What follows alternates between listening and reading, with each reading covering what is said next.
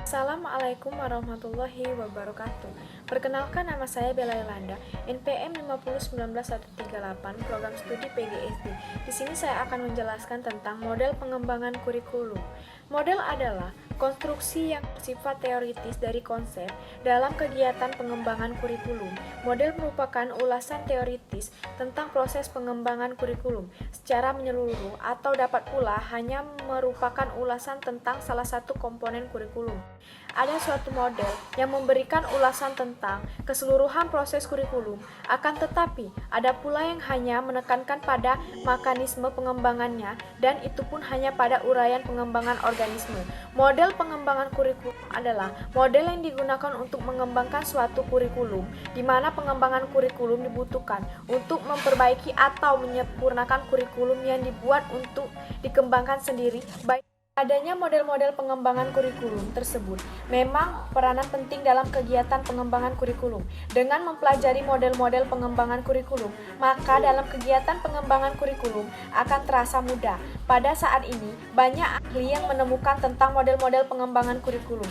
Tetapi, setiap model pengembangan memiliki karakteristik yang berbeda. Oleh sebab itu, pemilikan suatu model pengembangan kurikulum sebaiknya perlu disesuaikan dengan sistem pendidikan dan sistem pengelolaan pendidikan yang dianut dan dipermintakan oleh model pengembangan kurikulum yang sesuai dengan yang diharapkan.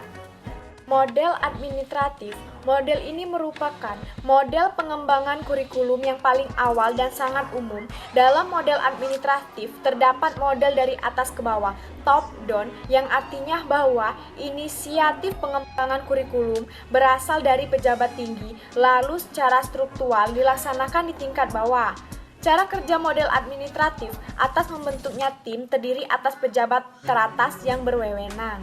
Tim merencanakan konsep, rumusan, tujuan, umum, dan rumusan falsafat. Dibentuk berapa kelompok kerja yang terdiri dari guru-guru spesialis kurikulum untuk merumuskan tujuan kurikulum yang spesifik, menyusun materi, kegiatan pembelajaran, dan sistem penilaian. Hasil kerja kemudian direvisi oleh tim atas dasar pengalaman atau hasil tryout. Setelah kurikulum revisi, kemudian baru dapat diimplementasikan sistem penilaian. Hasil kerja kemudian direvisi oleh tim atas dasar pengalaman atau hasil tryout. Setelah kurikulum revisi, kemudian baru dapat diimplementasi prinsip pada model GRAS.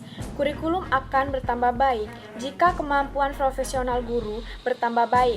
Kompetensi guru akan bertambah baik juga, terlibat secara pribadi di dalam revisi kurikulum. Hasil pengembangan kurikulum akan lebih bermakna jika guru terlihat dalam merumuskan tujuan yang ingin dicapai, menyelesaikan, mendefinisikan, dan memecahkan masalah, dan mengevaluasi hasil. Model demonstratif. Dalam model demonstrasi, sejumlah guru dalam satu sekolah dituntut untuk mengorganisasikan dirinya dalam mempengaruhi kurikulum dalam bentuk organisasi yang tersebut atau bekerja sendiri. Dalam model ini, pengaruh kurikulum dilaksanakan dalam satu skala kecil dahulu yang kemudian diadopsi kepada pengajar lain. Yang diutamakan dalam model ini adalah pemberian contoh teladan yang baik dengan harapan agar yang didemonstrasikan. Ada beberapa langkah pengembangan kurikulum yang diambil oleh model ini, yaitu 1. Merencanakan kurikulum agar mendefinisikan tujuan umum dengan mengumpulkan data diri 3 sumber, yaitu kebutuhan peserta didik, masyarakat, dan subjek matter. 2. Mereview dengan cara menyaring melalui 2 saringan, yaitu filosofi pendidikan dan psikologi belajar.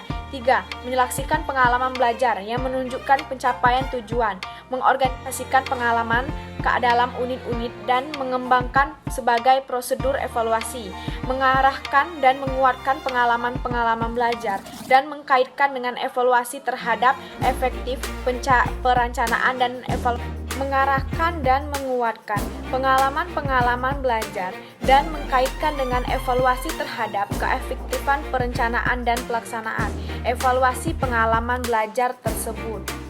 Baiklah, mungkin itu saja yang bisa dapat saya sampaikan tentang model-model pembelajaran kurikulum. Sekian, terima kasih.